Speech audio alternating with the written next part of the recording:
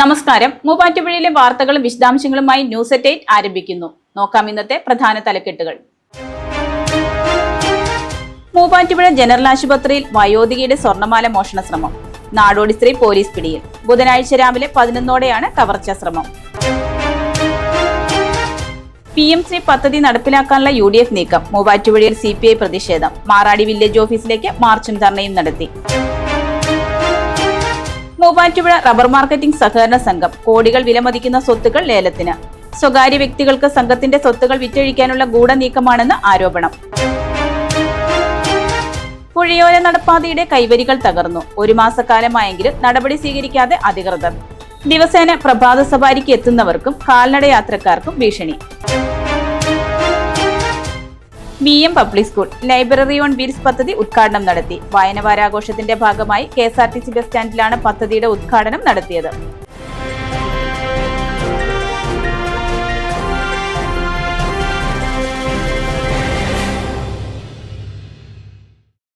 വാർത്തകൾ വിശദമായി. മൂവാറ്റുപുഴ ജനറൽ ആശുപത്രിയിൽ വയോധികയുടെ സ്വർണ്ണമാല മോഷ്ടിക്കാൻ ശ്രമിച്ച നാടോടി സ്ത്രീ പോലീസ് പിടിയിൽ. ബുധനാഴ്ച രാവിലെ 11ഓടെ OP വിഭാഗത്തിൽ ഡോക്ടറെ കാണുന്നതിനായി ക്യൂ നിൽക്കുകയായിരുന്ന മുളവൂർ സ്വദേശിയുടെ മാലയാണ് കവരാൻ ശ്രമിച്ചത്.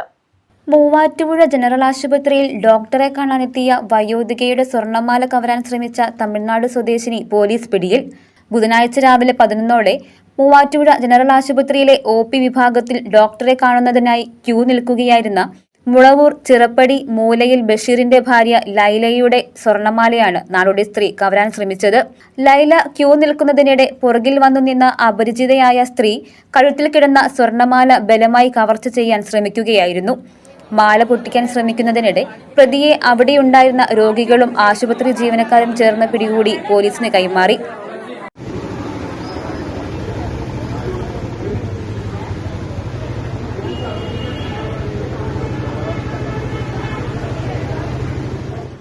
ലൈലയുടെ പരാതിയിൽ മൂവാറ്റുപുഴ പോലീസ് നാടോടി സ്ത്രീയെ കസ്റ്റഡിയിലെടുത്ത് അറസ്റ്റ് രേഖപ്പെടുത്തി.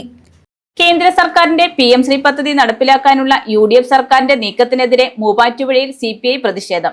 CPI മൂവാറ്റുപുഴ മണ്ഡലം കമ്മിറ്റിയുടെ നേതൃത്വത്തിൽ മാറാടി വില്ലേജ് ഓഫീസിലേക്ക് മാർച്ചും ധർണയും നടത്തി. വിദ്യാഭ്യാസ മേഖലയെ സംഘപരിവാറുകൾക്ക് തികരെഴുതാനുള്ള കേന്ദ്ര സർക്കാരിന്റെ PMC പദ്ധതി നടപ്പിലാക്കാനുള്ള UDF സർക്കാരിന്റെ നീക്കത്തിനെതിരെ CPI സംസ്ഥാന വ്യാപകമായി മണ്ഡലം കേന്ദ്രങ്ങളിൽ സർക്കാർ ഓഫീസുകൾക്ക് മുന്നിൽ പ്രതിഷേധ മാർച്ച് നടത്തുന്നതിന്റെ ഭാഗമായി മൂവാറ്റുപുഴയിൽ മാർച്ച് നടത്തി.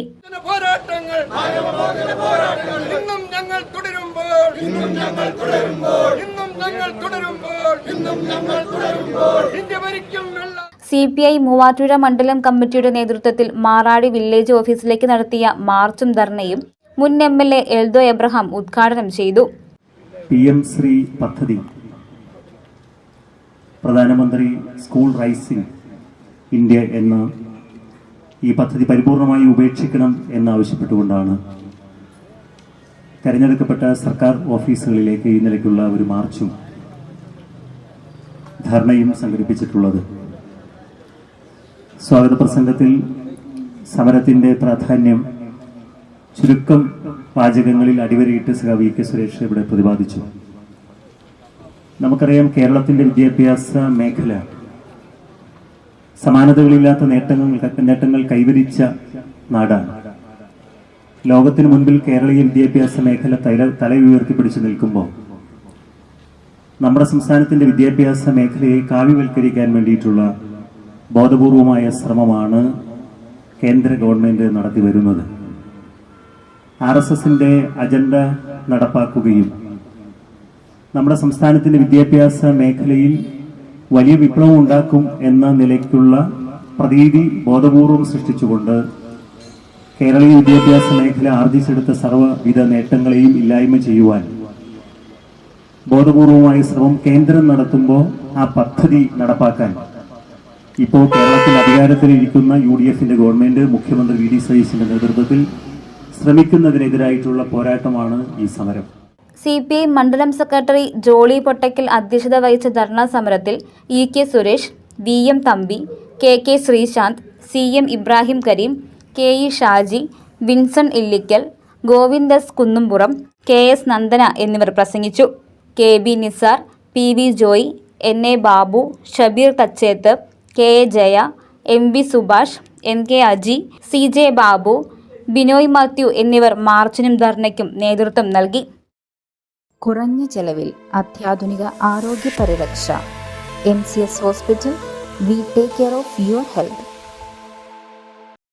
മൂവാറ്റുപുഴ റബ്ബർ മാർക്കറ്റിംഗ് സഹകരണ സംഘത്തിന്റെ കോടികൾ വിലമതിക്കുന്ന സ്വത്തുക്കൾ ലേലത്തിന്. തുച്ഛമായ വിലയ്ക്ക് സ്വകാര്യ വ്യക്തികൾക്ക് സംഘത്തിന്റെ സ്വത്തുക്കൾ വിറ്റഴിക്കാനുള്ള ഗൂഢനീക്കമാണെന്ന് ആരോപണം. റബ്ബർ മാർക്കറ്റിംഗ് സഹകരണ സംഘത്തിന്റെ കോടികൾ വിലമതിക്കുന്ന സ്വത്തുക്കൾ കടക്കിണിയിലായതിനെ തുടർന്ന് ലേല നടപടികളിലേക്ക്. എന്നാൽ തുച്ഛമായ വിലയ്ക്ക് സ്വകാര്യ വ്യക്തികൾക്ക് സംഘത്തിന്റെ സ്വത്തുക്കൾ വിറ്റഴിക്കാനുള്ള ഗൂഢനീക്കമാണ് നടക്കുന്നതെന്ന് ആരോപിച്ച് സഹകരണ മന്ത്രിക്ക് കോൺഗ്രസ് ബ്ലോക്ക് കമ്മിറ്റി പരാതി നൽകി. സഹകരണ വകുപ്പ് നിയമിച്ച അഡ്മിനിസ്ട്രേറ്റീവ് കമ്മിറ്റിയുടെ ഭരണകാലത്ത് സംഘത്തിന് 14 കോടിയിലധികം രൂപയുടെ നഷ്ടമുണ്ടായതായാണ് Congress block president Sabu John നൽകിയ പരാതിയിൽ പറയുന്നത്. ഒരു കാലഘട്ടമാണ് 2018 ആയപ്പോഴേക്കും ഇടതുപക്ഷ ജനാധിപത്യങ്ങളുടെ ഗവൺമെന്റ് അധികാരത്തിൽ വന്നപ്പോൾ ഈ സഹകരണ സംഘത്തിലെ ഒരു 3 അംഗ അഡ്മിനിസ്ട്രേറ്റീവ് കമ്മിറ്റിയെ രംഗത്തിറക്കിയാണ്. ആ അഡ്മിനിസ്ട്രേറ്റീവ് കമ്മിറ്റി CI2 നേതാക്കളാണ്. അതിൻ്റെ ഇടയിൽ ഫാക്ടറിയിൽ സമരമുണ്ടായി, ലേ ഓഫ് ഉണ്ടായി. ആ ഫാക്ടറി തകർച്ചയുടെ വക്കിലേക്ക് എത്തി നിൽക്കുന്ന സമയത്ത് അവിടെ CI2ന്റെ 3 നേതാക്കന്മാർ CK സോമനും MB ലാലും സാബു ചാലിലും ഉൾപ്പെടെയുള്ള 3 നേതാക്കന്മാരെ അഡ്മിനിസ്ട്രേറ്റീവ് കമ്മിറ്റിയാക്കി വെച്ചുകൊണ്ട് ഇവർ ഭരണം തുടങ്ങി. ആ കാലഘട്ടത്തിലെ JRമാരും ARമാരും ആ അഡ്മിനിസ്ട്രേറ്റീവ് ഭരണം മുന്നോട്ട് കൊണ്ടുപോയി. 2018 ഈ സംഘത്തിനുണ്ടായ അറ്റ നഷ്ടം എന്ന് പറയുന്നത് 4 കോടി രൂപയാണ്. 3 കോടി രൂപ വായ്പ കേരള ബാങ്കിലുണ്ട്. അത് 2023 വരെ കാലാവധി ആയപ്പോൾ അത് 10 കോടിയായി. 2024 14 കോടിയായി. ആ സംഘത്തിന് മുന്നോട്ട് പോകാൻ കഴിയാതെ വന്നു. ഈ ഏറ്റവും രസകരമായ സംഭവം എന്ന് പറയുന്നത് ഈ കാലഘട്ടത്തിലൊന്നും ഇതിന്റെ ഓഡിറ്റിംഗ് നടന്നിട്ടില്ല എന്നുള്ളതാണ്. ഏറ്റവും വലിയ വികാസം ഇത് സഹകരണ മേഖലയിൽ തലയെടുപ്പോട് കൂടി നിന്ന ഒരു പ്രസ്ഥാനമാണ് മൂവാറ്റുപുഴ റബ്ബർ മാർക്കറ്റിംഗ് സൊസൈറ്റി. 5000-ഓളം അംഗങ്ങൾ ഈ സൊസൈറ്റിയിലുണ്ട്. 5000-ഓളം അംഗങ്ങൾ അവരുടെ റബ്ബർ ഉൽപ്പന്നങ്ങൾ, റബ്ബർ ഷീറ്റും ഒട്ടുപാലും ഉൾപ്പെടെ ഉൽപ്പന്നങ്ങൾ വിറ്റുകൊണ്ടിരുന്ന ഈ സ്ഥലത്ത് അത് മുഴുവൻ നശിപ്പിക്കാൻ 2018 തുടങ്ങിയ അഡ്മിനിസ്ട്രേറ്റീവ് ഭരണവും അതോടൊപ്പം തന്നെ സഹകരണ ഡിപ്പാർട്ട്മെന്റും കൂടി ആ പ്രസ്ഥാനത്തെ നശിപ്പിച്ച് ഇല്ലാണ്ടാക്കിയ ഒരു കഥയാണ് മൂവാറ്റുപുഴയിലുള്ളത്. ഈ പൊതുമേഖലാ സ്ഥാപനം, സഹകരണ മേഖലയുള്ള സ്ഥാപനം പുനരുജ്ജീവിപ്പിക്കാൻ വേണ്ടിയിട്ടുള്ള എല്ലാവിധ നടപടികളും, ശക്തമായ നടപടികൾ സർക്കാർ എടുക്കണമെന്നാണ് കോൺഗ്രസ് പാർട്ടി ആവശ്യപ്പെടുന്നത്. അതിനുള്ള നടപടികൾ ഉണ്ടാകുമെന്നാണ് ഞാൻ വിശ്വസിക്കുന്നത്. അതിനോടനുബന്ധിച്ചാണ് ഇനി കേരളത്തിന്റെ സഹകരണ വകുപ്പ് മന്ത്രിയെ ഞങ്ങൾ ഇന്നലെ നേരിൽ കണ്ടത്, നിവേദനം നൽകിയത്. അഡ്മിനിസ്ട്രേറ്റീവ് കമ്മിറ്റി അംഗങ്ങൾക്കും സഹകരണ വകുപ്പ് ഉദ്യോഗസ്ഥർക്കുമെതിരെ അടിയന്തര അന്വേഷണം നടത്തണമെന്നും ലേല നടപടികൾ നിർത്തിവെക്കണമെന്നും പരാതിയിൽ ആവശ്യപ്പെടുന്നു. ജില്ലാ സഹകരണ ബാങ്കിലേക്കുള്ള വായ്പാ തിരിച്ചടവിൽ 1 രൂപ പോലും അഡ്മിനിസ്ട്രേറ്റീവ് കമ്മിറ്റിയുടെ ഭരണകാലത്ത് അടയ്ക്കാത്ത തുടർന്നാണ് ബാങ്ക് ഇപ്പോൾ സർഫാസി നിയമപ്രകാരം ലേല നടപടികളിലേക്ക് കടന്നിരിക്കുന്നത്. സംഘത്തിന്റെ ഉടമസ്ഥതയിലുള്ള ഹെഡ് ഓഫീസും 5.5 ഏക്കറോളം സ്ഥലവും വ്യാഴാഴ്ച 11-ന് 540 കോടി രൂപയ്ക്ക് പൊതുലേലം ചെയ്യാനാണ് വിജ്ഞാപനം. സഹകരണ ബാങ്കുകളുടെ നിയമം അനുസരിച്ച് 3 കോടി എടുത്തിട്ടുണ്ടെങ്കിൽ 6 കോടി അടക്കേണ്ടി വരും. അതിൽ കൂടുതൽ ഒരു തുക അടക്കേണ്ടി വരില്ല. പക്ഷെ 14 കോടി രൂപ ഇവർക്ക് വിറ്റ് കിട്ടാൻ വേണ്ടിയിട്ട് ഈ സഹകരണ അന്നത്തെ JRും അന്നത്തെ ARും അന്നത്തെ അഡ്മിനിസ്ട്രേറ്റീവ് കമ്മിറ്റിയും ഒക്കെ ഗൂഢാലോചന നടത്തി ഈ സംഘത്തിന്റെ ആസ്തികൾ മുഴുവൻ വിൽക്കുന്നതിന് വേണ്ടിയിട്ടുള്ള നോട്ടിഫിക്കേഷൻ ഇറക്കിയിരിക്കുകയാണ്. ഇതിനകത്ത് ഏറ്റവും വലിയ വിരോധാഭാസം ഹെഡ് ഓഫീസായ 7.25 സെന്റ് സ്ഥലം, ആ കെട്ടിടം ഉൾപ്പെടെ കഴിഞ്ഞ 1 മാസം മുമ്പ് 3 കോടി രൂപയ്ക്ക് ഒരു പ്രൈവറ്റ് പാർട്ടിക്ക് വിറ്റു. പക്ഷെ ROR ലഭിക്കാത്തതുകൊണ്ട് അതിന് ആധാരം നടന്നിട്ടില്ല. പക്ഷെ ഇപ്പം നാളെ 25-ാം തീയതി ബാക്കി സ്ഥലം കൂടി വിൽക്കാനായിട്ട് വെച്ചിരിക്കുകയാണ്. ഇതൊരു 20 കോടി രൂപയുടെ ആസ്തിയുള്ള ഒരു സംഘം. ആ സംഘം ഇപ്പോൾ ഈ ആസ്തിയും ബാധ്യതയും തമ്മിൽ തുലനം ചെയ്യുമ്പോൾ ഒരു ലിക്വിഡേറ്റർ വെച്ച് ബാധ്യത കൂടുതലാണെങ്കിൽ മാത്രമാണ് ലിക്വിഡേറ്റ് ചെയ്യേണ്ട കാര്യമുള്ളൂ. പക്ഷെ ഇത് ആസ്തിയാണ് കൂടുതൽ. ഈ സംഘത്തിൽ മൊത്തത്തിൽ അഴിമതി നടന്നിരിക്കും. ഇത് മുഴുവൻ ഇവരുടെ ആസ്തി മുഴുവൻ വിൽക്കാൻ വേണ്ടിയിട്ടുള്ള ഗൂഢാലോചന നടന്നുകൊണ്ടിരിക്കുകയാണ്. ഇത് തടയണമെന്നാണ് കോൺഗ്രസ് ആവശ്യപ്പെടുന്നത്. ഇന്നലെ ബഹുമാനനായ സഹകരണ വകുപ്പ് മന്ത്രി ഇന്നലെ നേരിട്ട് കണ്ടു. ഞാനും MLAയും ഉൾപ്പെടെയുള്ള കോൺഗ്രസ് നേതാക്കന്മാർ നേരിട്ട് കണ്ടു. കേരള ബാങ്കിനോട് ഈ ജപ്തി നടപടികൾ നിർത്തിവെക്കാനും പുതിയൊരു അഡ്മിനിസ്ട്രേറ്റീവ് കമ്മിറ്റിയെ ഉടനെ തന്നെ ചുമതലയേൽപ്പിക്കാനും ആവശ്യപ്പെട്ടിട്ടുണ്ട്. യഥാർത്ഥ വിപണി വിലയേക്കാൾ വളരെ കുറഞ്ഞ തുകയ്ക്ക് ആസ്തികൾ കാണിച്ച് സ്വകാര്യ വ്യക്തികൾക്ക് കൈമാറാനുള്ള ഗൂഢനീക്കമാണ് ഇതിന് പിന്നിലെന്ന് സാബു ജോൺ ആരോപിച്ചു. ഗതാഗത നിയന്ത്രണങ്ങൾ ഇല്ലാത്തതുമൂലം ഗതാഗതക്കുരുക്കും അപകടവും പതിവായി നെല്ലാട് കവല. റോഡിലെ അനധികൃത പാർക്കിംഗ് അപകടങ്ങൾക്ക് കാരണമാകുന്നുവെന്ന് പ്രദേശവാസികൾ. എറണാകുളം തേക്കടി സ്റ്റേറ്റ് ഹൈവേയിലെ നെല്ലാട് കവലയിൽ ഗതാഗത നിയന്ത്രണങ്ങൾ ഇല്ലാത്തതുമൂലം നഗരത്തിൽ ഗതാഗതക്കുരുക്കും അപകടവും പതിവാകുന്നു. നെല്ലാട് കവലയിലെ റോഡുകളുടെ മധ്യത്തിൽ മീഡിയനോ ട്രാഫിക് ഐലൻഡോ ഇല്ലാത്തത് ഗതാഗതക്കുരുക്കിനും അപകടങ്ങൾക്കും കാരണമാകുന്നു. കവലയുടെ ഒരു ഭാഗം കയറ്റമുള്ള റോഡായതിനാൽ ലോഡുമായി വരുന്ന ടോറസ് കണ്ടെയ്നർ വാഹനങ്ങൾ പലപ്പോഴും കയറ്റം വലിക്കാതെ നിരങ്ങി നീങ്ങുന്നത് 4 ഭാഗത്തും ബ്ലോക്ക് സൃഷ്ടിക്കുന്നു. നഗരത്തോട് ചേർന്നുള്ള നെല്ലാട് വാളകം റോഡിലെ ബസ് കാത്തിരിപ്പ് കേന്ദ്രത്തിൽ ബസ് നിർത്തുമ്പോഴും വാഹനങ്ങളുടെ നീണ്ട നിര രൂപപ്പെടുന്നു. വാളകം ഭാഗത്തു നിന്നും മണ്ണൂർ ഭാഗത്തു നിന്നും വേഗതയിൽ വരുന്ന പരിചിതരല്ലാത്ത വാഹന ഡ്രൈവർമാർക്ക് നെല്ലാടെത്തുമ്പോൾ മുന്നിൽ തിരക്കേറിയ സ്റ്റേറ്റ് ഹൈവേ ഉണ്ടെന്ന് തിരിച്ചറിയാനുള്ള സംവിധാനങ്ങളില്ലാത്തതും അപകട സാധ്യത വർദ്ധിപ്പിക്കുന്നു. റോഡിലെ അനധികൃത പാർക്കിങ്ങും അപകടങ്ങൾക്ക് കാരണമാകുന്നു. ഇതിനെല്ലാം എത്രയും വേഗം പരിഹാരം വേണമെന്നാണ് നാട്ടുകാരുടെയും വ്യാപാരികളുടെയും ആവശ്യം. നേത്ര സംരക്ഷണത്തിന് നമ്മുടെ അഹല്യ ഫൗണ്ടേഷൻ ഐ ഹോസ്പിറ്റൽ, കേരളത്തിൽ എല്ലായിടത്തും. പുഴയോര നടപ്പാതയുടെ കൈവരികൾ തകർന്നിട്ട് 1 മാസക്കാലമായെങ്കിലും നടപടി സ്വീകരിക്കാതെ അധികൃതർ. ദിവസേന പ്രഭാത സവാരിക്ക് എത്തുന്നവർക്കും കാൽനട യാത്രക്കാർക്കും ഒരേപോലെ ഭീഷണി ഉയർത്തുകയാണ് തകർന്ന കൈവരികൾ. മൂവാറ്റുപുഴ നഗരസഭയിലെ 20-ാം വാർഡിൽ ഉൾപ്പെടുന്ന പുഴയോര നടപ്പാതയിലെ തകർന്ന കൈവരികൾ 1 മാസം പിന്നിട്ടിട്ടും പുനഃസ്ഥാപിക്കാത്തതിൽ പ്രതിഷേധം ശക്തം. കഴിഞ്ഞ മെയ് 15-ന് പെയ്ത ശക്തമായ മഴയിലും കാറ്റിലും ലതാപാലത്തിന് സമീപമുള്ള മരത്തിന്റെ വലിയ ശിഖരങ്ങൾ ഒടിഞ്ഞു വീണാണ് പുഴയോര നടപ്പാതയുടെ കൈവരികൾ തകർന്നത്. അപകടത്തെ തുടർന്ന് പാതയിലെ മരച്ചില്ലകൾ അടിയന്തരമായി മുറിച്ചുമാറ്റിയെങ്കിലും തകർന്ന ഇരുമ്പ് കൈവരികൾ ഇതുവരെയും നന്നാക്കിയിട്ടില്ല. പ്രഭാത സവാരിക്ക് എത്തുന്നവർക്കും മറ്റ് കാൽനട യാത്രക്കാർക്കും ഏറെ ഭീഷണിയായ നിലയിലാണ് നിലവിൽ ഈ പാതയുള്ളത്. കൈവരികൾ തകർന്നു കിടക്കുന്നതിനാൽ പുഴയിലേക്ക് വീഴാനുള്ള സാധ്യത ഏറെയാണ്. അപകടാവസ്ഥ പരിഹരിക്കാൻ അടിയന്തര നടപടി സ്വീകരിക്കുമെന്ന് അധികൃതർ നേരത്തെ ഉറപ്പു നൽകിയിരുന്നെങ്കിലും 1 മാസം കഴിഞ്ഞിട്ടും യാതൊരുവിധ നടപടികളും ആരംഭിച്ചിട്ടില്ലെന്നാണ് നാട്ടുകാരുടെ പരാതി. കൈവരികളുടെ അടിയന്തര അറ്റകുറ്റപ്പണികൾക്കായി 1,10,10,000 രൂപയുടെ എസ്റ്റിമേറ്റ് തയ്യാറാക്കി നഗരസഭാ കൗൺസിൽ മെയ് 25-ന് ചേർന്ന യോഗത്തിൽ അംഗീകാരം നൽകിയിട്ടുണ്ട്. എന്നാൽ കൗൺസിൽ അനുമതി ലഭിച്ചിട്ടും നിർമ്മാണ പ്രവർത്തികൾ എന്നാരംഭിക്കുമെന്ന കാര്യത്തിൽ ഇപ്പോഴും വ്യക്തതയില്ല. ദിവസേന 100 കണക്കിന് ആളുകൾ ആശ്രയിക്കുന്ന നടപ്പാതയിലെ അപകടാവസ്ഥ എത്രയും വേഗം പരിഹരിച്ച് യാത്രക്കാരുടെ സുരക്ഷ ഉറപ്പാക്കാൻ നഗരസഭ അടിയന്തരമായി ഇടപെടണമെന്നാണ് നാട്ടുകാരുടെ ആവശ്യം. VM പബ്ലിക് സ്കൂൾ സംഘടിപ്പിച്ച ലൈബ്രറി ഓൺ വീൽസ് പദ്ധതി ഉദ്ഘാടനം നടത്തി. വായനവാരാഘോഷത്തിന്റെ ഭാഗമായി മൂവാറ്റുപുഴ KSRTC ബസ് സ്റ്റാൻഡിലാണ് പദ്ധതിയുടെ ഉദ്ഘാടനം നടത്തിയത്.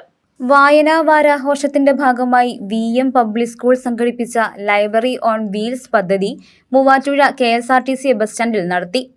പുസ്തകങ്ങളെ ക്ലാസ് മുറികൾക്കപ്പുറം പൊതുസമൂഹത്തിലേക്ക് എത്തിച്ച് വായനാശീലം പ്രോത്സാഹിപ്പിക്കുക എന്ന ലക്ഷ്യത്തോടെയാണ് പദ്ധതി നടപ്പാക്കുന്നത്. Muvattupuzha KSRTC bus station assistant transport officer Rajesh പദ്ധതി ഉദ്ഘാടനം ചെയ്തു. കേവലം പാഠപുസ്തക വായനയ്ക്കപ്പുറം മറ്റു കഥ, കവിത, നോവൽ തുടങ്ങിയവയുടെ വായനയിലൂടെ ചിന്താശേഷിയും അറിവും വളർത്താനാകുമെന്നും മാനസികാരോഗ്യത്തിന് വായന അത്യന്താപേക്ഷിതമാണെന്നും രാജേഷ് പറഞ്ഞു. ഞാനൊരു 15 വർഷം ടീച്ചിങ് ഫീൽഡിലായിരുന്നു. ഞാൻ ടീച്ചിങ് ഫീൽഡിൽ ജോയിൻ ചെയ്ത് 2005-ലാണ്. ആ സമയത്ത് അവിടെ ഒരു വലിയ ലൈബ്രറി ഉണ്ട്. ആ ലൈബ്രറിയിൽ കുട്ടികൾ എപ്പോൾ ചെന്നാലും കുട്ടികളുണ്ട്. പുസ്തകങ്ങൾ എടുക്കാൻ വേണ്ടി, ഒരു പുസ്തകം കിട്ടാൻ വേണ്ടി കുട്ടികൾ ക്യൂ നിൽക്കുന്ന ഒരു കാലമുണ്ടായിരുന്നു. അത് 2026-ൽ എത്തിയപ്പോൾ ലൈബ്രറിയിലെ പുസ്തകങ്ങളെല്ലാം പൂപ്പൽ പിടിച്ച അവസ്ഥയിലാണുള്ളത്. നിങ്ങളുടെ സ്കൂളിലും ലൈബ്രറി ഇല്ലേ? നിങ്ങളുടെ സ്കൂളിലെ ലൈബ്രറി ഉണ്ട്. ആ ലൈബ്രറി നിങ്ങൾ തന്നെ വലുതാക്കണം. നിങ്ങൾ പുസ്തകങ്ങളെടുത്ത് വായിക്കണം. പുസ്തകങ്ങളെടുത്ത് വായിക്കുമ്പോൾ ഞാൻ ആദ്യമേ സൂചിപ്പിച്ച പോലെ നിങ്ങളുടെ ഒരു ചിന്താശക്തി അല്ലെങ്കിൽ അറിവ് വർദ്ധിപ്പിക്കാൻ സാധിക്കുന്നതാണ്. വായിക്കുക എന്ന് ഉദ്ദേശിച്ചത് നിങ്ങളുടെ പാഠപുസ്തകങ്ങൾ മാത്രമല്ല. നിങ്ങൾക്ക് കഥകൾ വായിക്കാം, ചെറുകഥകൾ വായിക്കാം, കവിതകൾ വായിക്കാം. അതിലൂടെ നിങ്ങൾക്ക് അറിവുകൾ സമ്പാദിക്കാം.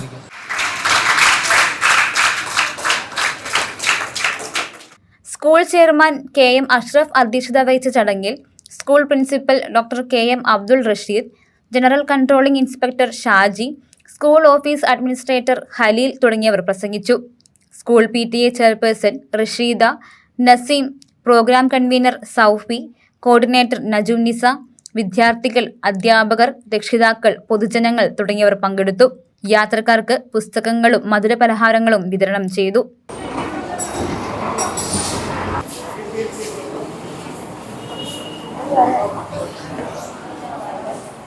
വെറും വെറുമൊരു ബിരുദമല്ല, മികച്ചൊരു കരിയർ. ആധുനിക സൗകര്യങ്ങളും സുരക്ഷിതമായ ഹോസ്റ്റലുകളും ഇവിടെ നിങ്ങൾക്കായി ഒരുങ്ങുന്നു. 2026-27 അഡ്മിഷനുകൾ ആരംഭിച്ചു. ഇന്ന് തന്നെ അപേക്ഷിക്കൂ. പുതുയുഗ കേരളത്തിന്റെ ദർശനരേഖയാണ് ബജറ്റെന്നും കോതമംഗലത്തിന് വൻ വികസന സാധ്യതകൾ തുറക്കുമെന്നും ഷിബു തെക്കുംപുറം MLA. ബജറ്റിനെ പൂർണ്ണമായി പിന്തുണച്ച് നിയമസഭയിൽ നന്ദി പ്രസംഗം നടത്തുകയായിരുന്നു MLA. സംസ്ഥാന ബജറ്റ് കോതമംഗലത്തിന് വൻ വികസന സാധ്യതകൾ തുറക്കുമെന്ന് ഷിബു തെക്കുംപുറം MLA. ബജറ്റിന് നന്ദി രേഖപ്പെടുത്തിയും ബജറ്റിനെ പൂർണ്ണമായി പിന്തുണച്ചും നിയമസഭയിൽ നന്ദി പ്രസംഗം നടത്തുകയായിരുന്നു ഷിബു തെക്കുംപുറം MLA. കേരളത്തിന്റെ വികസന ചരിത്രത്തിലെ ഏറ്റവും ക്രിയാത്മകവും സർഗാത്മകവുമായ ബജറ്റാണിതെന്നും ദീർഘവീക്ഷണത്തോടു കൂടിയ ഭാവി കേരളത്തിന്റെ സമഗ്ര ദർശനരേഖയായാണ് ബജറ്റിനെ കാണേണ്ടതെന്നും MLA പറഞ്ഞു. എറണാകുളം ജില്ലയ്ക്കും കോതമംഗലത്തിനും പ്രത്യേക പരിഗണന നൽകിയതിന് മുഖ്യമന്ത്രി VD സതീശന് പ്രത്യേകം നന്ദി രേഖപ്പെടുത്തി. ബജറ്റിൽ ചേലാട് അന്താരാഷ്ട്ര സ്റ്റേഡിയം പദ്ധതിയെ പരാമർശിച്ചതും വികസന കാഴ്ചപ്പാടിന്റെ ഭാഗമാണെന്നും പറഞ്ഞു. ഗ്ലോബൽ കൺവെൻഷൻ സെന്ററും ഫിലിം സിറ്റിയും എറണാകുളം ജില്ലയിലെ വികസനത്തിന് വലിയ ആക്കം നൽകുമെന്നും അഭിപ്രായപ്പെട്ടു. എറണാകുളത്തിന്റെയും ഇടുക്കിയുടെയും അതിർത്തിയിൽ സ്ഥിതി ചെയ്യുന്ന കോതമംഗലം ഫിലിം സിറ്റിക്ക് ഏറ്റവും അനുയോജ്യമായ സ്ഥലങ്ങളിലൊന്നാണെന്നും രാമോജി ഫിലിം സിറ്റിക്ക് സമാനമായ ഒരു പദ്ധതിയുമായി സർക്കാർ മുന്നോട്ടു പോകുമ്പോൾ കോതമംഗലത്തെയും പരിഗണിക്കണമെന്നും MLA ആവശ്യപ്പെട്ടു.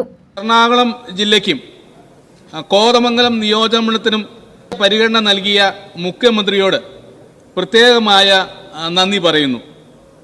കോതമംഗലത്തിന് ലഭിച്ച ചേലാട് സ്റ്റേഡിയം എടുത്തു പറയട്ടെ.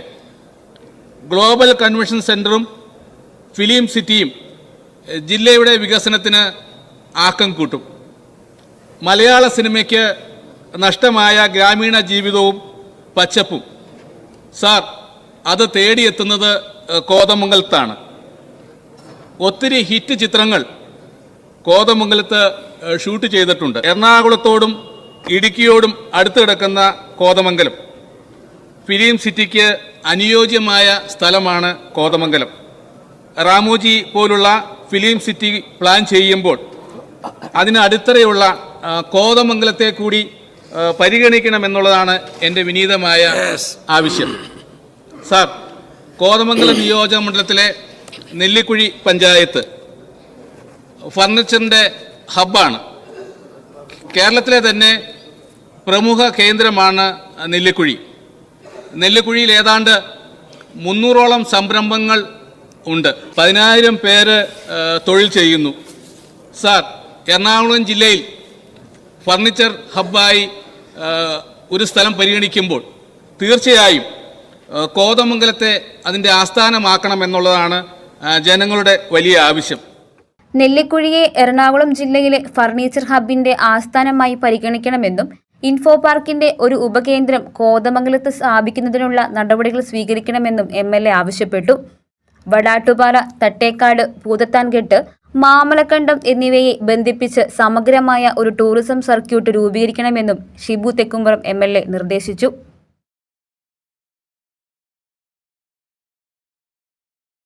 ഏനാനെല്ലൂർ മലേക്കുടിയിൽ പരേതനായ അബ്രഹാമിന്റെ ഭാര്യ മേരി നിര്യാതയായി. സംസ്കാരം വ്യാഴാഴ്ച 3-ന് ഏനാനെല്ലൂർ സെന്റ് സെബാസ്റ്റ്യൻസ് പള്ളിയിൽ. പരേത കല്ലൂർക്കാട് നെടുങ്കല്ലിൽ കുടുംബാംഗമാണ്. മക്കൾ പരേതനായ സജി അബ്രഹാം, ബീന സജി, പോളി അബ്രഹാം, സീന വർഗീസ്. മരുമക്കൾ Sandy Saji Thirumalayil Parappuzha, Saji Irukavalayil Kottayam, Siji Perukkunnel Kattappana, BC Varghese Vadakkethala Irinjalakuda. Achayans gold 20 വർഷത്തെ പാരമ്പര്യം, 26 ഷോറൂമുകൾ. കോൾ 8590046916. ന്യൂസ് അറ്റ് 8 പൂർണ്ണമാകുന്നു. നമസ്കാരം.